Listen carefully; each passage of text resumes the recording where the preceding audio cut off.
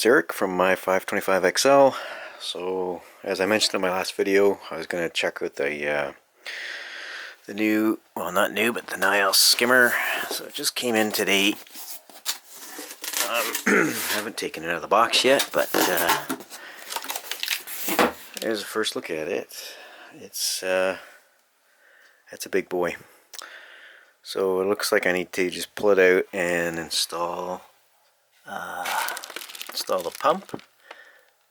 And that looks like about it, really. Install the tubing, and then it should be good to go. So I will do that. I'm not going to bother filming that. I'll just put it together, and then next segment you'll see it probably on the desk, and then after that we'll put in the sump and start breaking her in. So here goes.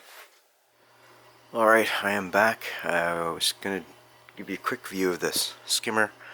But just want to take a quick shot of the tank.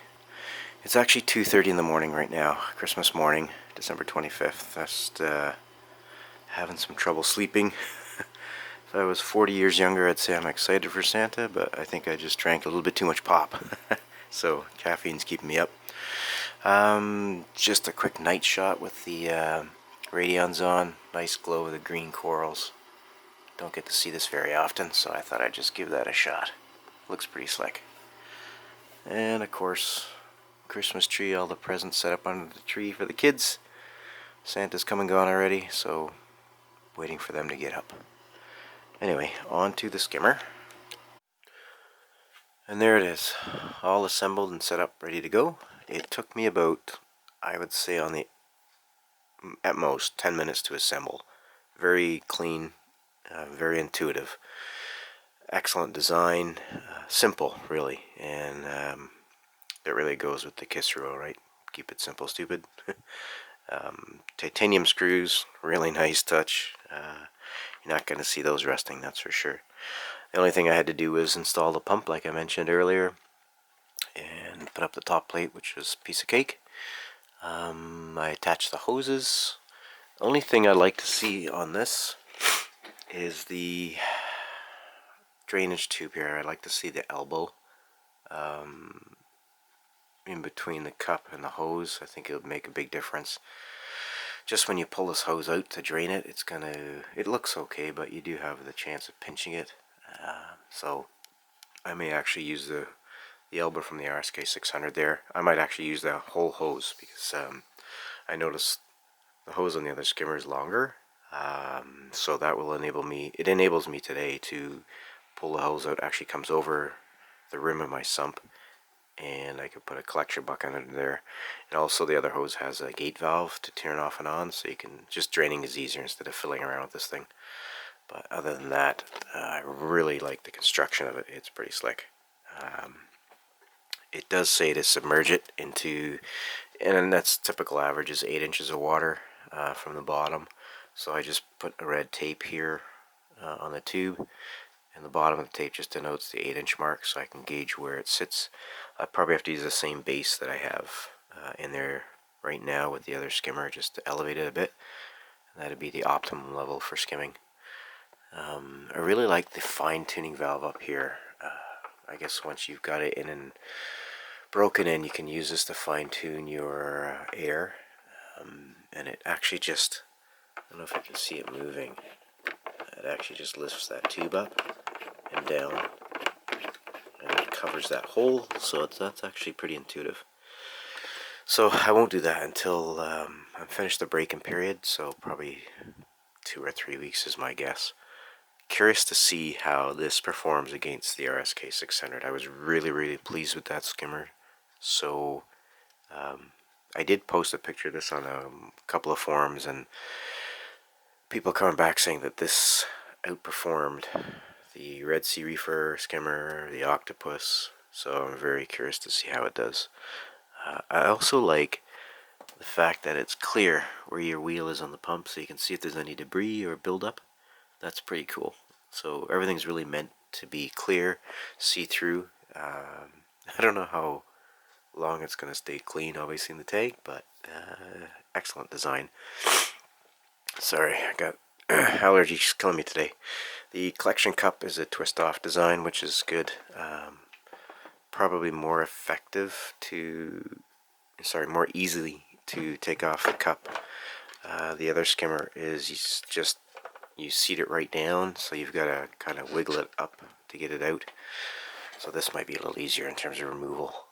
Nice big collection cup though, huge. So hopefully that will be enough to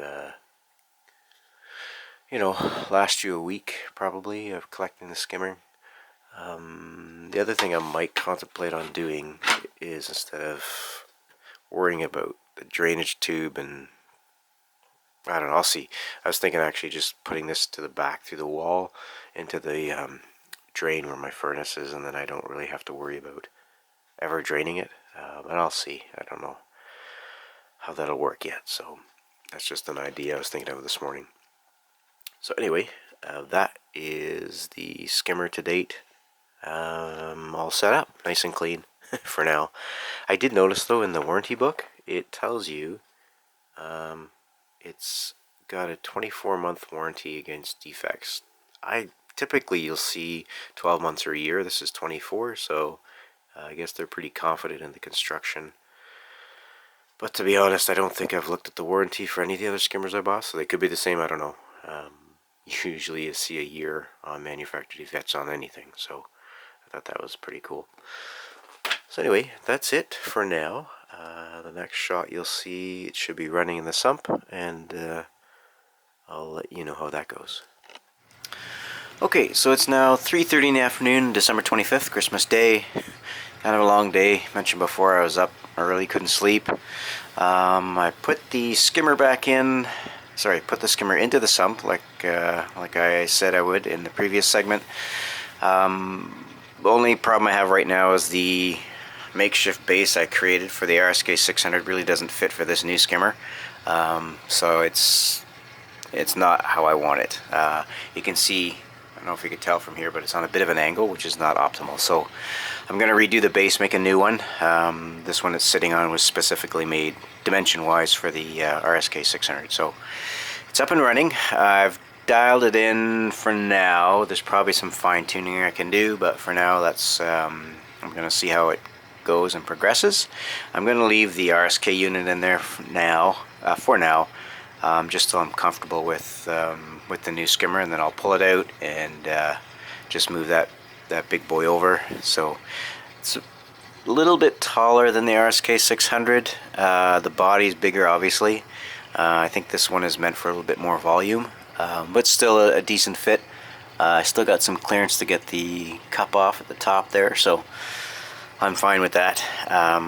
The base I have it sitting on, again, is not really meant for that one, but height-wise it's perfect. So I can see with the red tape that I mentioned in the previous segment that the water's sitting right at the bottom of that red tape, which is perfect. That's 8 inches, which is what it's recommended for. And we'll see how it goes. So yeah, I will do another update in a couple of days just to let you know how it's going. If you have any questions or comments, please leave them down below. Appreciate you guys watching. I did post a picture of this skimmer, just saying looking forward to setting it up, and I think it was Ecotech Marine forum. Quite a few comments. A lot of people are enjoying their skimmer, saying it does a really good job. I think one gentleman mentioned that he had to turn it off because his nitrates were too low.